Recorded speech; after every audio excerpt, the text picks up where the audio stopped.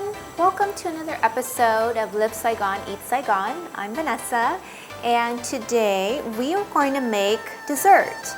The chè that we're going to make today is called Chè Khúc Bạc, and the ingredients that go into it are going to be about 300 milliliters of heavy whipping cream. Here we have whole milk, so we have about 100 milliliters of it. We're also going to throw in this hot water in this pot. And in here I have 1 packet of gelatin powder.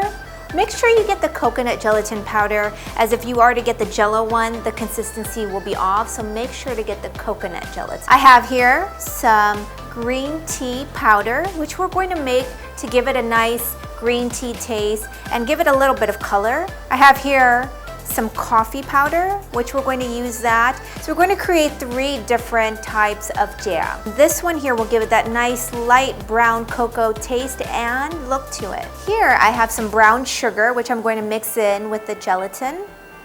And then I went ahead and steeped both chia seeds and basil seeds separately. I did that overnight, and I actually soaked it in almond milk to give it that nice almond flavor. Jackfruit. I love this stuff. So you can buy this either fresh or you can buy it canned. It's really up to you. This here is canned lychee. Really delicious. I like to use the syrup as kind of a base for the tapioca. Fresh longan, very similar to lychee. It's smaller and sweeter. And then we're gonna add some almond slices at the very end, bring it all together. This pot here that I have boiling, I have about a cup of hot water. You wanna sprinkle it over. So now that that's all in there, now we're going to add the whipping cream and the whole milk. Stir, and then I'll add in the whole milk. I'm going to add a little bit of white sugar in here. Okay, so now that that has been thoroughly mixed together, it's got a nice creamy consistency. I'm going to put this in 2 of these containers so that it goes into the refrigerator for 2 to 4 hours. And then that's going to be our gelatin mix. You could put these in bowls, you could put it in a platter, whatever works best for you. I have these laying around, so when you put your finger to it and it sticks to your finger, that's when you know it's done. So as you're boiling all of this together, make sure to have it on low heat and to constantly stir. So I'm going to use about 2 tablespoons.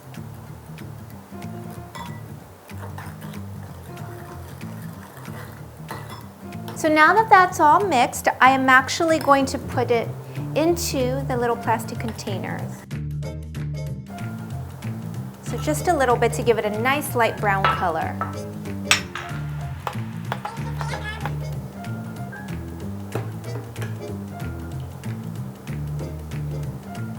Right, that's all done.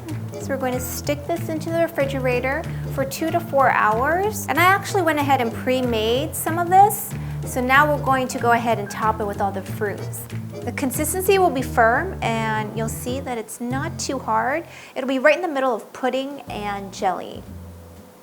So I'm going to flip that over.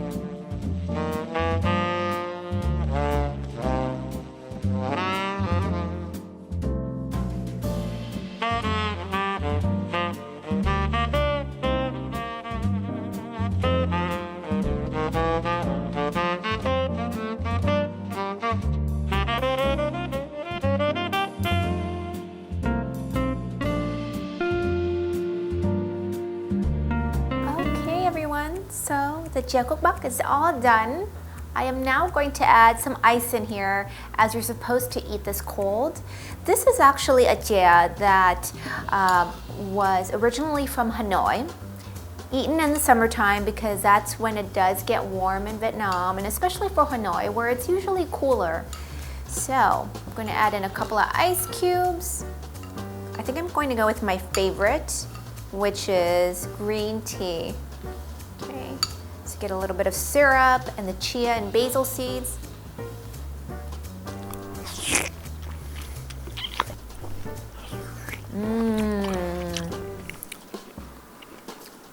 The coffee one now. Let's see how that one tastes. There's some basil seeds in there.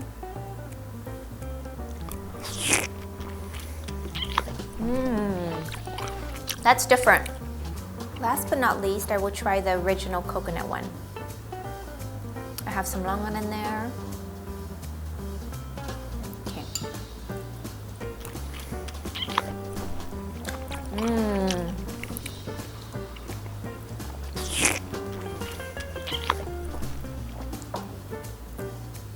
I've never actually made jia with coffee before, so that's a first. It's not powerful. It's got a subtle coffee taste to it. Obviously, with the gelatin, it's nice and perfect, creamy. So it's almost like I'm eating a coffee pudding.